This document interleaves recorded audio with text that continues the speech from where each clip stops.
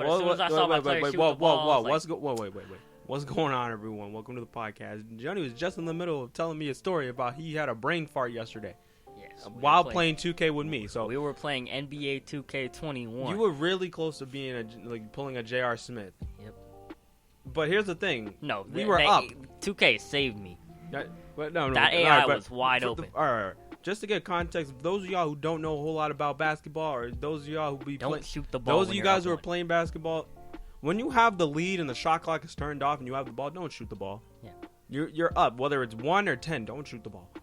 Don't. It's just a bad look all around. No, not bad look. In real life, that you're just trying to show people up at that point. Yeah. You're trying to get. But if you're up 1, it's just a bad idea, especially when there's time left on the clock. Yeah. So IQ. I'm about to tell you my story. IQ was lacking. So that was going to be a 30 for 30. I was like, you good? But so I'm talking to Mom.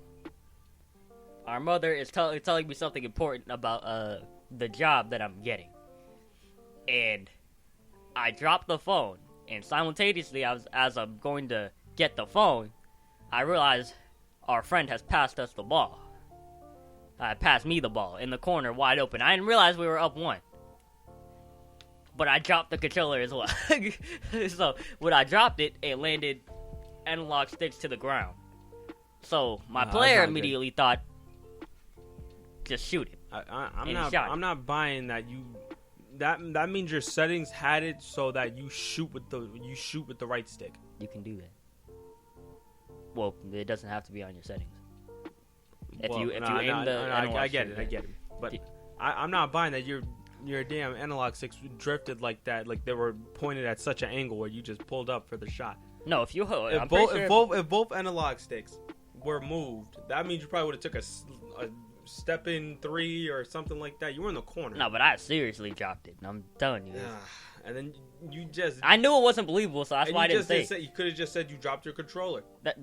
That sounds like a mean excuse. They're like, oh hell no. Mom, but you can't just sit there and be like, to make it seem like that's what you wanted to do. 2K saved me.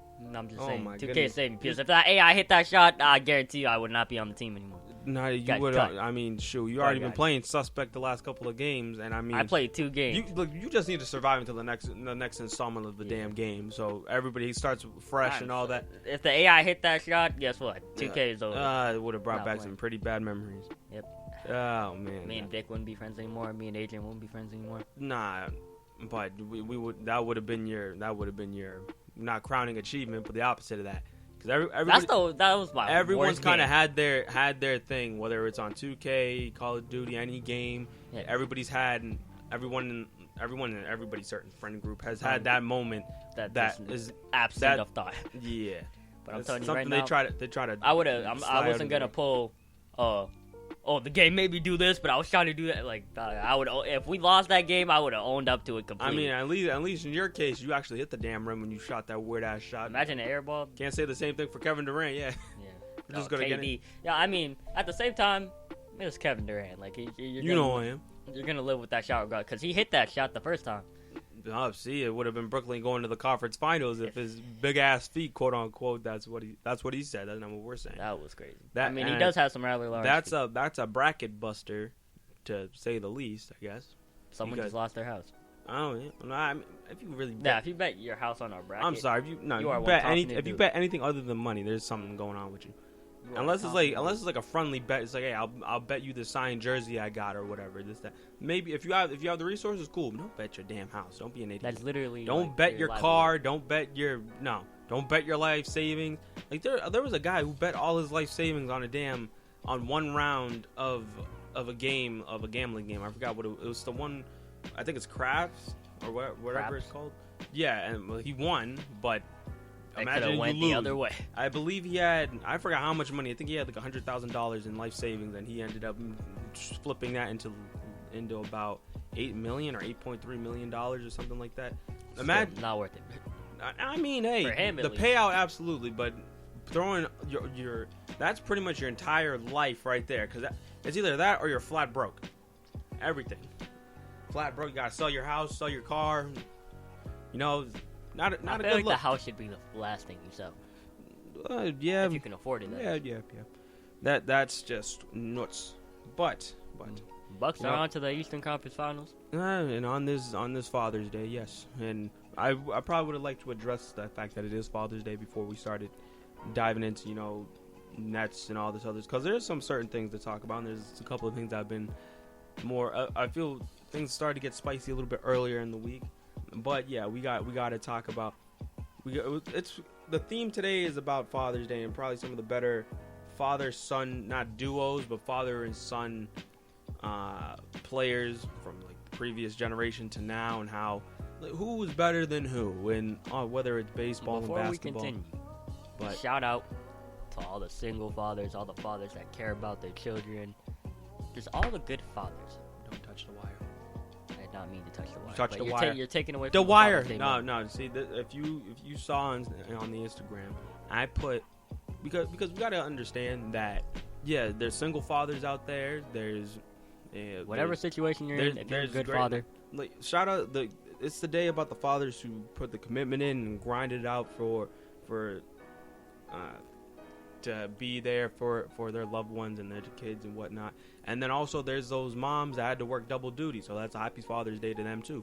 And I don't want to happy you don't take away from these kinds of days when you're appreciating the people that put food in your mouth and put a roof over your head and made sure you had the best childhood they could possibly give you in most cases. Or there's always that person in your life, for the most part, that was that motherly figure or that father figure, that person that somebody else couldn't be for you, but there was somebody, I feel, in almost everybody's life that they have that person, or they need that kind of guidance and parentship, if that's even a word. And do us a favor. But tell your father figure in life that you love them. Regardless if it's your mother or your actual father. Your dad, your mom, whether Go tell them right now that uncle, you love them. a damn godfather, whatever, stepdad. It don't matter. Father figure. Whoever you look up to, that's today's about them.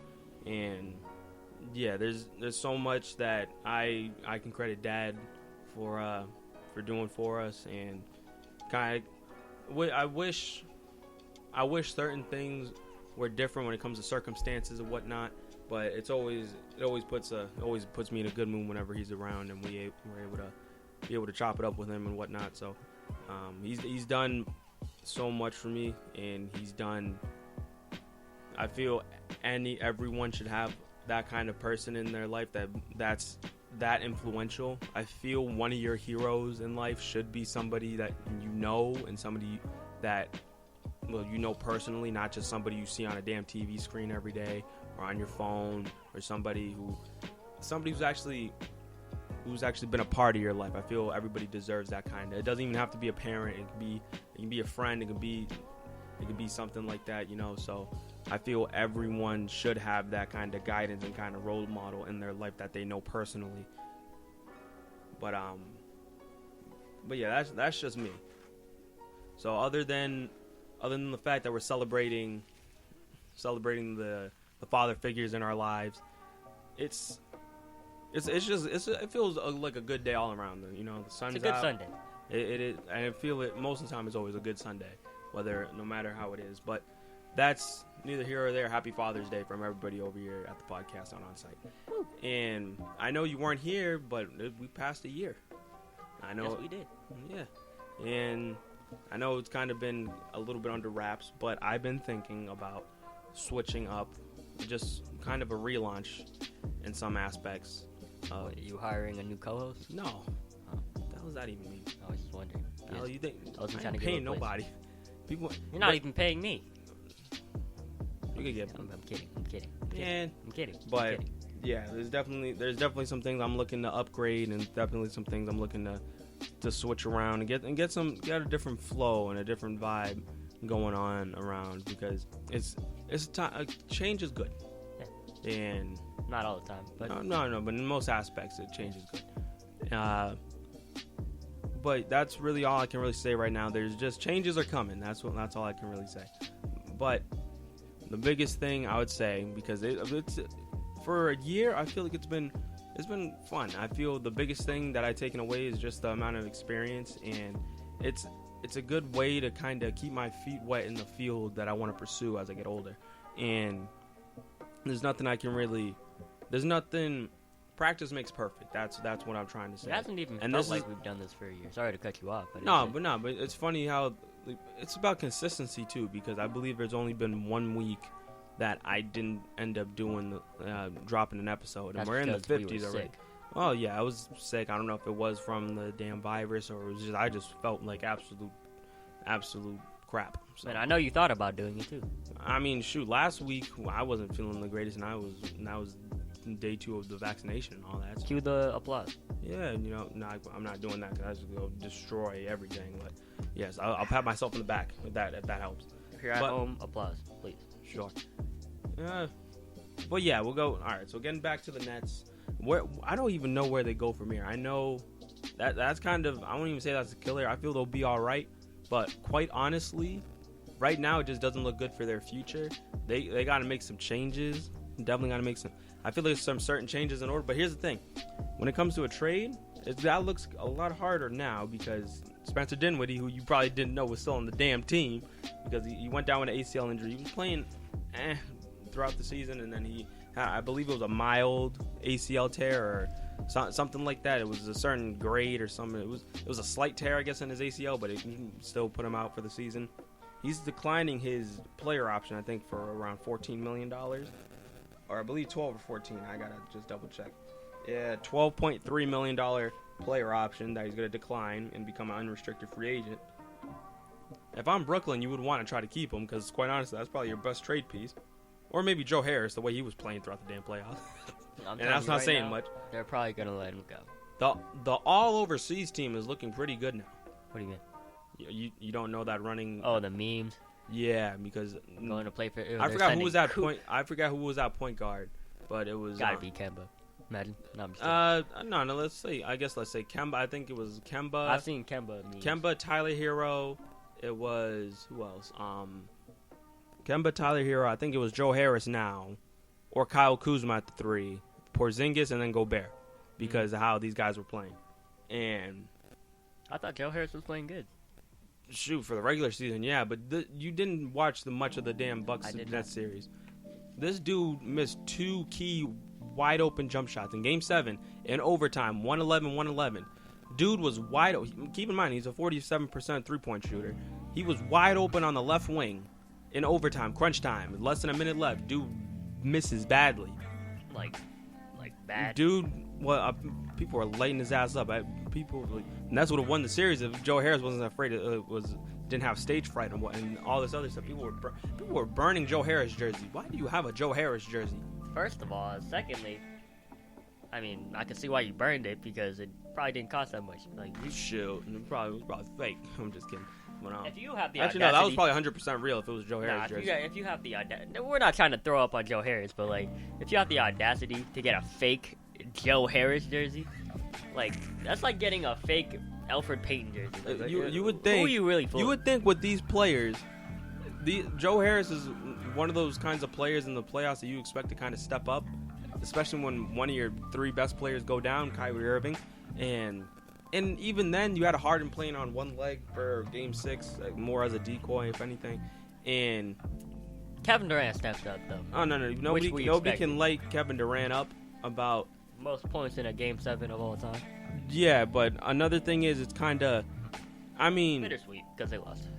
Hey man, and people will kind of be like, oh man, Kevin Durant, all right, cool, he's this down. We expect this from Kevin. This down the other. You got to remember, most of these guys, Kevin Durant, Harden, and Kyrie, will all have free agency looming in the next couple of years. So I don't see why any of them would leave though. No, quite honestly, I feel unless a team's gonna throw, hey, we'll give you this much money if you come to our team. But I believe they care about winning championships instead of being financially stable, because all 3 of them have marketability outside of basketball. Yeah, so they could stop playing and still make their contract money, basically. No, yeah, absolutely. It's like it, but I even told you this. It doesn't look real good about them being champions. And the reason I say this is I'm not saying they won't win a championship, but I'm saying I would kind of be surprised. A lot more than people might think, because hey, it's the Nets. These guys because it's only going to get harder. Think when I was telling you, I'm trying to just explain it the best way possible. When Kevin Durant went to Golden State, it was kind of out of the blue, and teams were scrambling trying to be able to compete with that. again, it's kind of hard to do that when you had pretty much that whole core four in their that whole core four pretty much in their primes, because you had Steph, you had Clay, you had KD, who was just coming off a terrific season back in 2016. We still had Draymond that was actually good. Draymond was getting overhyped in 2K with 93 3-pointer. Yeah, that was sick. But and then you had Iguodala, who was just that steady vet who can do his job, and then all those. Who had the same rated 3-pointer as Kevin Durant? I don't know, but. Yeah, Ronnie. But what I said, but then you look, they just pretty much cruised to that championship. Not to mention, but my thing is that Cleveland team. Not to slouch on those guys, but that was the closest thing, and they lost in 5 games. I believe it wasn't no sweep. No, they didn't. I could have sworn they did. No, they didn't. They lost in 5 because I believe it was some Kyrie heroics that they. Oh, I thought you were talking about the 2018 squad. No. Yeah, that squad was pooped. They got pooped on. Swept. But yeah, there was really no teams that were able to compete with that. But then 2018 should have been a different story, and it's crazy to think about. Kevin Durant was only on that team for 3 years, 2, 3. Yeah, he was on. Let's see, he went 2016, 2017, 2017, 2018. Yeah, he was only on the team for 3 years. It felt like a damn eternity. Mm-hmm. And then he won 2 championships in those 3 years, had 3 finals appearances, but. You had in 2016-17, really it was either Cleveland or nobody else was winning. Yeah. And then 2017-2018, they kind of really had no business going to the finals. If the damn Rockets would have hit a 3-pointer, they had to shoot historically bad to make it to that to lose that game. Historically bad. Missed 27 straight 3-pointers. One of those Chris crazy. Paul wasn't even playing. I don't think this was against Golden. Actually, I think it was. But Game 7 of, I forget what year, but James Harden, mind you, has the record for most turnovers in a. Yeah, I know, it was like 11. 13. Oh, it sounds about right. Think about that. Think about turning the ball over once. Nah, but what I'm saying is, teams, because I'm trying to just stay on the point I was trying. I was trying to tell is that teams weren't really prepared for that first year of Golden State. And then, realistically, no team was really... No. Because people were ready for the Kyrie Irving, Kevin Durant show. Yeah. But then James Harden becomes available, and then nobody's really prepared for 2 MVPs and, 3 MVP caliber players, even though Kyrie's probably... He's kind of a step... When it comes to MVP caliber players, Kyrie's a step below that, because you got the superstars, like those guys in contention for MVPs, and then you got, if you do like a superstar grade level, you got 1A, 1B, 1C, I guess, if you want to put Kyrie in that conversation. But to me, he's the third best option on that team. And I feel like him and James are but that's I'm not trying to belittle that all 3 of those guys can have their own team. They should have their own team, but I mean, hey, but yeah, what I'm saying is it gives the league and gives these teams better ways to kind of combat that. And it's not like all 3 of these guys are still technically in their primes. Durant is going to age gracefully as long as he don't get hurt again like that. But he never really relied on athleticism. Kyrie is a little bit scarier because he relies on that quickness and that quick first step in his. I wouldn't even say that. No, but yeah, like he would still. He's agile, and I don't think that. No, really as long goes as, away. but like, I don't know, man. I'm really not saying. Depends, yeah. Knee injuries are what. Barring significant injury, they should be fine. But again, teams probably won't want to trade with them. They're going to have limited resources because are you going to pay all 3 of them? Are they going to try to take pay cuts to try to get a better roster built? You kind of just have to go with the motion with the roster you got. But again, like I said, there's going to be teams that are going to start creeping up again. And I feel the Golden State situation compared to this, that Golden State team would flood this Brooklyn team. And I would say that, so that I feel it was a step down. They played one another. Oh. I'm not talking about this year. What? No, is that what you thought I was talking about? No, I'm thinking like he both rosters as constructed against each other is what you're saying. No, like I'm talking about Kevin Durant led Golden State team would flood Kevin Durant led Brooklyn team. So yeah, that's what I was referring to. That's what I was saying. And I don't know. Yeah, there's certain teams that will be on the come up because they've seen now we can prepare for this. Because I feel most of the teams in the East are going to have to prepare for Brooklyn. They're going to have to prepare for Milwaukee and prepare for Philadelphia. And I'll give Atlanta props because they made it they're putting up a damn good fight. And quite honestly, I feel they should win the damn series today, but we'll see. You know, I feel they should have won. They feel like they should have won Game 6. Game 6 was probably their best chance. I mean, they get another chance in Game 7, but I mean, now it's in Philadelphia. Joel Embiid has to step up. He's been playing okay, but like. But yeah, what I was saying is that just to bring it full circle is that I don't Brooklyn. It's only going to be kind of harder for them, especially when it comes to nursing these guys' injuries. Because yeah, Harden hasn't had the best record. Because here's the thing, he has an abundance of hamstring issues and hamstring injuries in the past, and I'm not sure if it has a correlation with the fact this dude. Call them step backs. Not even the step backs, or I mean, shoot, if you want to think that, okay, cool. But I feel it's the fact that this dude kind of has a rough time taking care of himself. Again, he came into the season out of shape with Houston and again, and kind of this, that, and the other. It's kind of, I get it. You're an NBA level player, and you're an elite NBA level player, and you probably get access to some really good food. But come on, man, I don't. You get paid to play the game you love. Pepper wings from the strip club. You get paid. Oh wait, that's Lou Williams. But even Lou Williams, he's skinny as all hell. But yeah, what I'm pretty much saying, it's going to be harder for them. It's not going to be as easy as Golden State. So they're probably going to get it figured out. I got to kind of read in more to the situation before I start making some claims like, oh, these guys are never going to win a championship, because they're still going to be a formidable team, because those three guys will win you games on their own. But when it comes to the playoffs, again, and it's crazy to think about. When it comes to the playoffs, who the hell do you give the ball to on that team? I'm pretty sure they would figure that out amongst themselves. Yeah, Kevin. Kevin Durant. Kevin Durant has proven it. But yeah, it's kind of you could chalk it up to injuries and whatnot, this, that, and the other. But the fact that if one of them go down, and you're trying to say that this team isn't good enough to make an Eastern Conference Finals, even without, because people were expecting Brooklyn to get to the Eastern Conference Finals by just with Kevin Durant and Kyrie. And quite honestly, they were a better equipped team with Kevin Durant and Kyrie Irving without James Harden, because then in that case you lost Karis LeVert, you lost Jared Allen, you lost a bunch of these other key role players, and then you had to have guys like Jeff Green step up, and then you signed Blake. 27, didn't he? I believe he was playing really 7 good. for 8. But now and you have to run different sets. Like DeAndre Jordan, people I look at that DeAndre Jordan is not good. Who he used to be. He's not. Yeah, he's not the player he used to be, and he's kind of. What about Blake Griffin? I feel if Blake was in I feel Kevin Love will be like how Blake Griffin is as soon as he gets the hell out of Cleveland. Yeah. He's kind of, if he wants to play, he's definitely not the player he was in LA. But it's not like this dude's a shell of his former self, because people wanted to gas up the fact that he went to Brooklyn. Oh man, now they got him. LaMarcus Aldridge was heading over there and whatnot. It was weird to see LaMarcus Aldridge in a Brooklyn jersey for he played 2 games? Yeah, something like that. But yeah, it's Blake. I don't know. I don't know if they'll keep him, or there might be a team that'll throw some money at him just to get him the hell away from there. But yeah, Brooklyn will have definitely some things they gotta sort out. But all credit to Milwaukee for doing what the hell they were supposed to do, and it's off of skill and luck when it comes to the NBA and it comes to the playoffs and whatnot.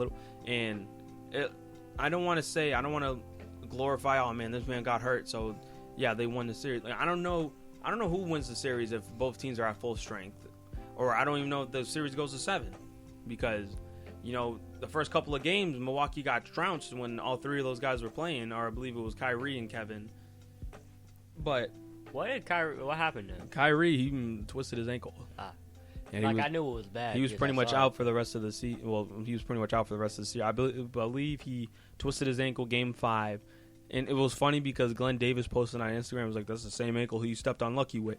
I don't believe it was the same ankle. I believe he went with his right ankle and he twisted his left. Come on. Or it was the other way around. All I know is I don't believe it was the same. Glenn, that's not cool, man. I don't. I still I'm beside myself. But my thing is I don't have joy when I see a player get hurt and whatnot. Regardless of what player. But the NBA gods were kind of at work when it comes to that kind of thing. It's like, hey, it had nothing to do with I'm not a firm believer in being happy when people get hurt for sport and whatnot, but I am a firm believer in karma. So I'm pretty sure Kyrie twisting his ankle had nothing to do with Boston. No, but if it was the same ankle, then that's one thing. But again, that's all I'm gonna say. You're just superstitious. I'm a firm believer in karma. Yeah, I get it. So and people were like, "Oh, Giannis would not intentionally hurt a player." And another thing is, people. Giannis is a good dude, and it's not even Giannis trying to hurt somebody. It's more, but you can play basketball and you got people casually twisting their ankle just by running. You can't put that on anybody. That's one thing. Get a rebound. That's one thing. Trying to get in somebody's airspace and then you're that's one thing. But if you're all under the rim, you're trying to fight for a rebound. All bets are off. Like if you could catch a bow to the ribs, you could if you undercut someone, if purposely undercutting someone, that's one thing. But Kyrie went up, he went down, he landed on Giannis's foot. It's just wrong place at the wrong time, and then it messes up your ankle. But I've had that happen to me multiple times. But you see what I mean? It happens. So it's just lucky on a part of Brooklyn. And hey, man, I just got to wait and see what the offseason looks like. And the offseason looks like it's going to get really freaking good, even though with the damn postseason still going on. And yeah, actually, did we address the Kemba trade yet? No, not yet, but I was going to get to that in a little bit. Yeah. I wanted to talk about how the damn Jazz kind of, soiled it. They did. Soiled it. And I believe Terrence Mann had no business dropping near 40 points on that team. That's not even to discredit him. No. It's because Rudy, Friggin, and Gobert. And I believe I addressed it last week on the show. Yeah, I'm pretty sure I heard you getting kind of into it. Yeah, it's kind of laying into it. It's kind of like, come on now. I gotta check back. Defensive player of the year. But yeah, I was more on the lines of Rudy Gobert has got no business winning defensive player of the year anymore. That's regular season. All right, cool. Nah, I just don't understand. Sure, average. How many blocks did he average? I do not recall. I know it was more than one, but can he defend perimeter guys to an extent? Then that's not defensive. Just because he's a good paint protector does not mean he's defensive player. This and that, so. Like Giannis, he deserved his defensive player of the year because he can go out and guard a perimeter guy. Well, actually, no, I didn't even recall because I'm an idiot. I'm over here thinking I talked about it already, but it was June 18th on. It was Friday when the Jazz went down. So I'm over here thinking I talked about it already, but that was a different conversation I've had. But yeah, actually no, I didn't really get a chance to lay into Rudy Gobert because that's just I'll give you a floor then. No, I'm not even going to do that because what's said that's already been said. Rudy Gobert is not a good postseason player. Yeah. And the fact that this dude he's a great regular season player. He can anchor a defense. But when it comes to teams playing small ball, my thing is, think about when the Rockets were playing small. It goes to show that Anthony Davis was probably the best big man in the league when this dude was super. The amount of versatility this guy can show, and the fact that he can move and actually can guard perimeter players and get to a guy in the corner. You don't leave a NBA level player open in the corner. Especially if they hit a couple of threes in a row. If he hits two, then that's what I want him. The Clippers hit 20-something threes. Here's the problem. The only thing Rudy Gobert can offer on offense when it's in the half-court setting is offensive rebounding and putbacks. Or cuts. Dudes. Not even Rudy that. Gobert cutting, man. Off a pick and roll, maybe that's one thing. But you got... This dude doesn't have an outside shot. He has no good post game at all. Dude can probably get you one dribble, two dribble, go for a post hook. But the best thing he can offer you on offense is offensive rebounding and putting it back up. And catching lobs. All right. He averages 14 points off that. On defense, that's where he gets most of his money. But the problem is the fact that he doesn't supply your team with as much offensive firepower as Anthony Davis or as DeMarcus Cousins of old and guys like that. And, Karl Anthony Towns, guys of today. Those guys can get you 20, 25 points. And they can stretch 10, the floor. 15 rebounds. Joel Embiid, those stalwarts, the damn Eiffel Tower out in Utah, that dude can only supply defense. Elite defensive player, yes. But the dude, so damn stubborn, that damn game plan was you just have the man in the middle when you have guys driving in, but then you leave a dude in Terrence Mann wide open. You do not allow that man to go for damn near 40. Terrence Mann. And I'm not even discrediting him as a player, but he's a rookie. He's not no Paul George. He's not no Kawhi Leonard. They didn't even have Kawhi, and they lost they lost 4 straight in that series. And Kawhi was out for 2 of those losses. Blames. And keep in mind, ain't nobody gonna want to trade for no Rudy Gobert. I wouldn't Terrence want Mann stock is up. I wouldn't want that man anywhere near my damn team. Because again, if you're a rebuilding team, all right, cool. You be top 10 in the league in defense for the regular season. He ain't allowed to be on no more defensive player of the year considerations, nothing like that. Because the postseason shouldn't decide what the regular season award should be. Yeah. But that plays a narrative into the next coming season. Your team got bounced out in the second round. It doesn't look good. You blew a 25-point lead. Does not look good. Going in the third quarter, you were up 25, and y'all blew it. That's like winning a scoring title in the regular season, then not scoring a point. You playing terrible. 5 points a game. Something like that. You shoot 20 shots a game, and you're only hitting 3 of them or something. That's unacceptable. Oh man, it's annoying to think about, and it's annoying. Hey, it wasn't my team. No, I know. And speaking of our team, hey man, Kemba Walker got traded. I know it's a kind of a weird transition, but I mean the Jazz. I don't know what to tell you, bro. Trade Rudy Gobert, even though no team probably will want his ass, but yeah. I mean, now speaking of trades, we got to talk about Kemba Walker. So and before we start, Kemba, we still love you. I mean, I know we've been very critical of Kemba, and I even said it and put it on the internet that Kemba, like, there was no personal, nothing personal about, because it was fun that he was a lot better of a teammate than he was an individual than people player. give Kyrie credit for while he was here. Yeah. He was, and for the most part, I feel people were just looking at Kemba as Kyrie's replacement. Yeah, that's only been 2 years since Kyrie's left, and I didn't want to see him as that. Yeah. Now the Celtics have a whole lot point guard. We got Al Horford back, so I guess that's a good complimentary. Hey, Al. Complimentary thing. I did find a photo. I believe I told you about. It was the photo of Master Splinter and the Teenage Mutant Ninja Turtles, adult Splinter, the baby Turtles, and the Turtles were Tatum, Rob Williams. I believe Marcus Smart was a part of that. I know Jaylen Brown was, and Al Horford was Splinter. And then now Al Horford's back. Al Horford's a little bit older. Tatum and Brown have come into their own a little bit more.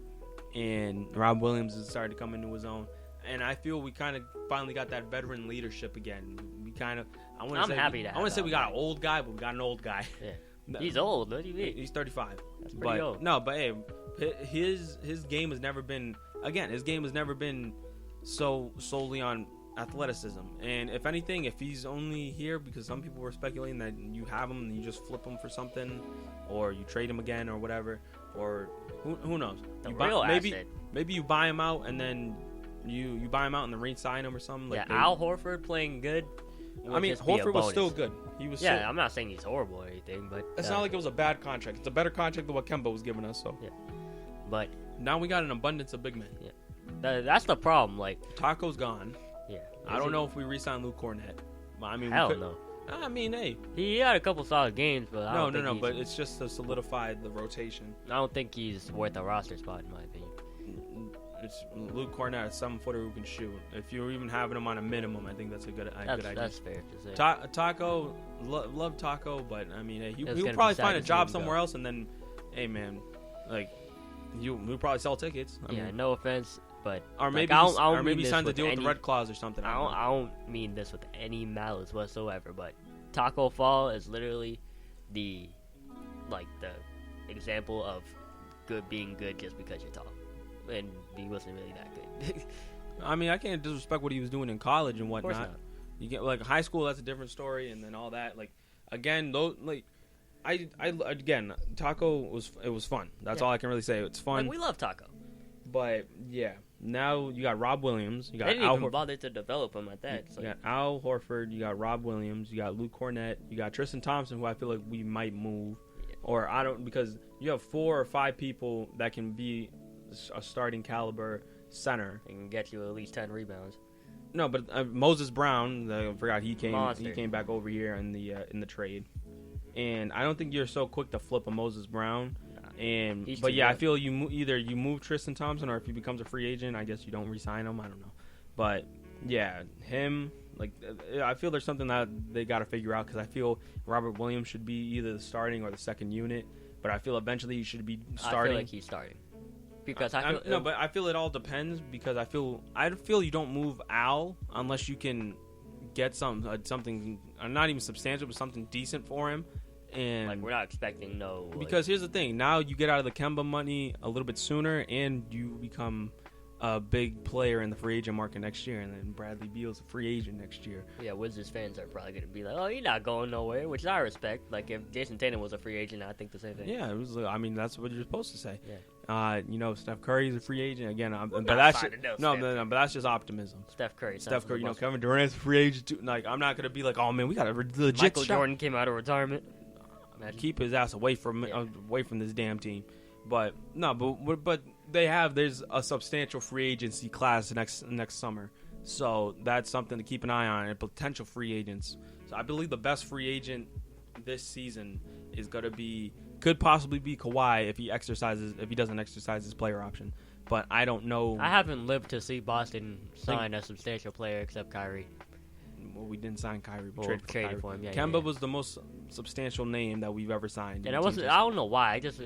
I find that crazy, but I feel that money will go to a good cause next year, if you know what I'm saying. But yeah, it's very Boston's in a very weird place when it comes to getting guys, because I can't wait until the first big free agency signing since Al Horford, and because even before Kemba with Al Horford, who was the most notable player to sign with the team that actually wanted to go there, and it's weird not like having a player actually say, hey, I want to play for you guys. And then 2 years you trade him, and then it's not. I want to say it's not a good look, but hey, it's new management, and it's more Brad Stevens having to clean up what Danny Ainge left, kind of like just taking care of some things and some of the mistakes that he made. And yeah, I hope Kemba turns up in OKC, because I remember that I did. I really hope that. I know he's definitely not going to stay for long, but I mean, hey, he might pull a Chris Paul, or he might even say, hey, I like playing for you guys. If you guys would have me, I'd like to stick around and play my contract out the year or whatnot, and this, that, and the other, and just see where they go, because quite honestly, I like having Shai Gilgeous-Alexander at the 2, and he's running the show, ain't the Kemba Walker show, and it's not the Kemba Walker show anymore unless he goes to a really bad team. But I feel what Kemba wants to do, Kemba wants to go to a team that can put him in a good position to win. And I'm telling you right now, Bulls. Kemba on the Bulls would be nice, in my opinion. Yeah, that would be a really fun 38-win team. Yeah, but think about it.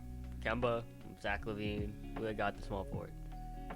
Patrick Williams, I guess. Power forward. I mean, they wouldn't put a. I don't know.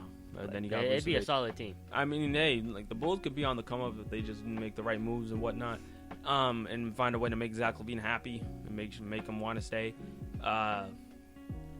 But yeah, we'll just have to see how the offseason goes. Boston's not done when it comes to making trades and whatnot. It's a weird Klay time. Thompson is coming back next year.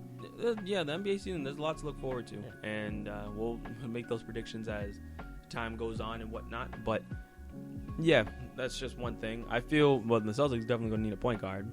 I like Marcus Smart, but I don't trust him being the damn point guard. I don't trust Peyton Pritchard to be the point guard, to be honest. No, I like Peyton Pritchard, but I feel it takes time. It definitely takes time, and who knows how the team's gonna end up looking before tip off of next season. But it's 2021, 2022 series. I feel old. Man, get out of here.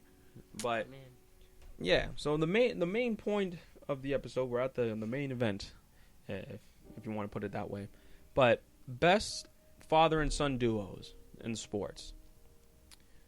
I'd say, because I'm more of the baseball guy in the family, I would say Prince Fielder and Cecil Fielder were one of the greatest. And it's funny because because both these guys hit the same amount of home runs throughout their career. Both of them have 319 home runs to their name. I know basketball, I feel kind of a no-brainer would kind of be the Currys. Yeah. Father, because Seth is kind of coming to his own in the recent years. It's crazy to think about. This man only played 2 games in 4 seasons or something, and I believe he played overseas. I guess one of those seasons, I believe the 2017-18 season, he was out of the league, and then the Trailblazers signed him again. I think. Or Trailblazers signed him. Did he play for Golden State? He played there. It was like one-off. Like they maybe played 2 or 3 games with Steph. Was he part of the? No, it was G a while League team. ago. Yeah. Okay. But no, he did play. They called him up for like 1 or 2 games, and he played with Steph. Okay. I feel like that's kind of some ass. The only reason I know that is because no, I feel like there is photos out there. Yeah, and I think he wore number 31. It's probably something like that. I think that's kind of always been his thing. He's been turning up in the playoffs though, so I don't know when he becomes a free agent or I feel he kind of found a home in Philadelphia. He's averaging around 19 points in the postseason right now. And the dude always been able to shoot. He has a really compact jumper. It looks good. But, yeah, it's not to say it's a huge... I mean, granted, his brother's still better than him. But, I mean, it's not like as far-fetched. It's not like saying, oh, man. It's not like Klay Thompson, his brother. Like, damn, Klay is definitely the hooper in the family. Like, I think Klay's brother played for Golden State, too. Shoot, probably. That's actually weird. I think. But, shoot, you have Seth, who's a better player than people gave him credit for these past couple of years. And then Steph obviously is the greatest shooter of all time and probably going to go down as the greatest point guard of all time if his career plays out the rest of the way how people expect it to be. And Klay Thompson, the best Del Curry was good. I mean, shoot, he taught his kids how to shoot, so I mean, hey, it made them some money. Who else? The Hardaways. You know, Tim Hardaway. Definitely not in contention for the best. No, Hardaway Sr. and Hardaway. I mean, damn, Hardaway Sr. had the damn crossover of the damn century, the damn Hardaway crossover. And then UTEP two-step. And then Junior, he's like, I don't know. He's found his role. He's definitely a lot better player than what he was coming into the league being. And which is fair because he was playing for the Knicks. It was kind of looked like he was on the downward spiral when he got to where he was on the Knicks, and then the Knicks traded him to Atlanta. I guess that first season in Atlanta was kind of and then he kind of turned up a little bit more. He turned up in the playoffs. And then he signed with New York, and he was averaging like 24.5 points at one point, and then he kind of fell back down to earth and got traded. And and then he found his way in Dallas, and he's playing his role really good. I think he's kind of like the Chris Middleton of that team, just not as consistent because dude would give you 25 points, and then the next game give you 8. No, I'm just saying 12 shots. I thought about this earlier. Imagine Zach LaVine in that spot, in a Tim Hardaway Jr. type. I mean, are you talking about if he was on Dallas? Yeah. You can really say any good player on Dallas would definitely be an upgrade than Dingus Pingus. Porzingis. Like, if Zach LaVine was playing the role that Tim Hardaway Jr. is, he'd probably be averaging 30 like he is now. In my opinion. No, because that's the thing. I'm not saying he should take a lesser role, but no, I wouldn't even say that either. I feel he's showed people he's a really good number one option. Yeah.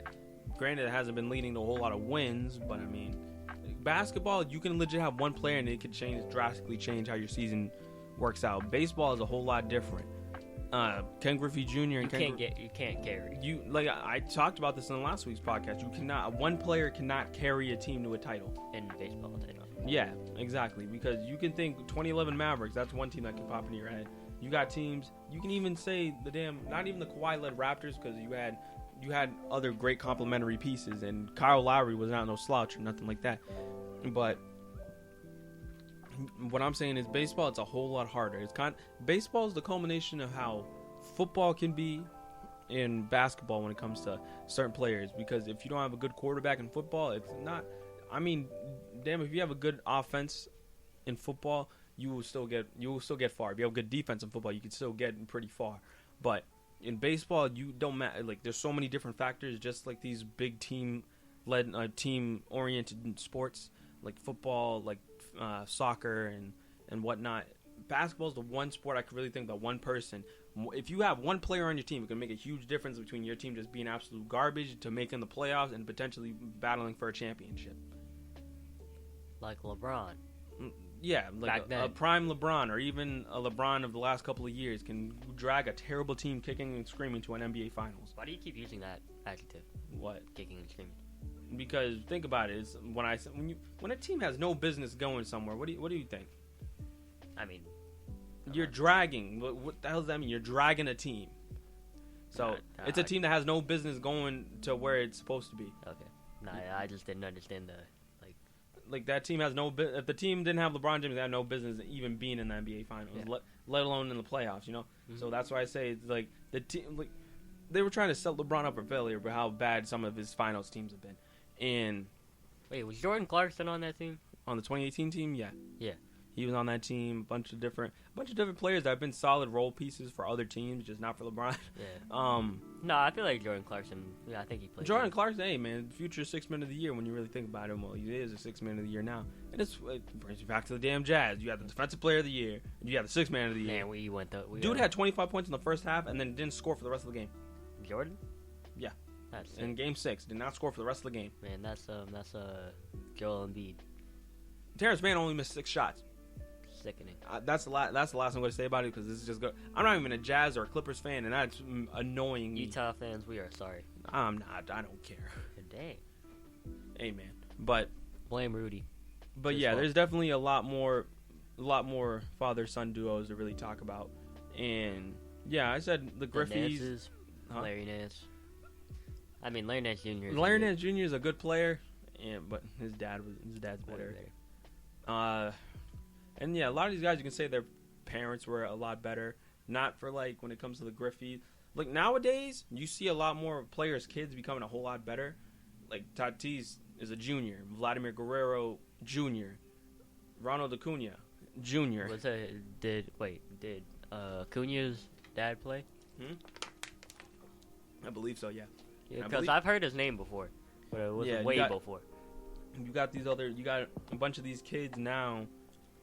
And I'm not even saying that, like, you should, as a father, you should be wanting your kids to surpass how you did in life, whether it's in their same profession or it's in whatever they want to do. You want, like, if you're an NBA dad and your kid's coming up, you want them to be better than what you were. Granted, there's certain families or certain parents that it's kind of lofty expectations. Michael Jordan's kid, never really the best basketball player. Well, they did. Bronny Jr. is on the come up, and he's gonna find his way into the leagues one way or another. LeVar was not a good basketball player; he wasn't even NBA level. So, I mean, but he has 2 of his 3 kids make it to the damn NBA. So, surpass what he wanted. Like he wanted his sons to do a whole lot better, and that's pretty much. And say what you want, LeVar is a good father. That's a good father. No, I feel he puts on that charade just for the cameras and whatnot. Because people don't really talk about him anymore. You know, when they put eyes on Lonzo and LaMelo, now they're doing their own thing. Now those guys are in the NBA now. Now those guys... they have to make their own decisions and stuff like that. Yeah, like, hey, you got one of your kids that was a Rookie of the Year, and then you have another one who's going to probably get paid a decent amount. Maybe he was in contention for it. Maybe not by New Orleans, but... Yeah. But Lonzo, I'll give Lonzo a lot of credit. He's become a pretty damn good player. And he can shoot now. Well, speaking of New Orleans, Zion wants that. What the hell do you think? What do you think about that? Like, for real? Like he won't want to get traded, but his family said he got a problem. Like his family isn't happy about being in New Orleans. That says a lot about these small market teams, because if the young star of your team wants out in his 3rd, 4th season, that says a lot about these small market teams. And another thing is that comes into question the Supermax contracts, because that whole thing about Supermax is supposed to convince players to stay with their current teams because they can get the most money for that. But now they're starting to see that if that's the case, then people like these players don't give a damn about the money, because again, these guys super marketable players. And granted, Zion can say whatever he wants, but he has no choice but to play for the team, unless something really starts being like, he can pull a Kawhi and just not play. Yeah, but then that's detrimental to everything else, because again, your sponsorships and whatnot, it's like you make it seem like you're a pain to work with, and other teams might be like, yeah, nah, you good, man, we don't want you if this is how you're gonna act. This is what we're definitely not. They're definitely not gonna leave Zion on the free agent market. Someone will sign. No. But now I feel if Zion, because there's a qualifying offer Zion could sign, and that would make him a free agent. That's what Porzingis did because he really wanted out of New York. He signed the qualifying offer to become a free agent. They just ended up trading him to get something for him. So, but if that's the case, Supermax contracts got to go. If they don't fix that whole thing with Zion, if they don't fix that whole thing with Luka, because Luka could easily sign that contract, get his money, and then ask to get traded. Because wait, he wants out of but Dallas is a mess right now. They lost their GM of 20-something years. Rick Carlisle didn't want to be there anymore, and shoot, I would kind of hope that Rick Carlisle becomes the Celtics head coach, but I think the assistant coach in Brooklyn might be on his way. I forgot his name is like Ime something, but yeah, he was on the World Cup team as the coach, and apparently he has a couple of ties to the Celtics players and whatnot.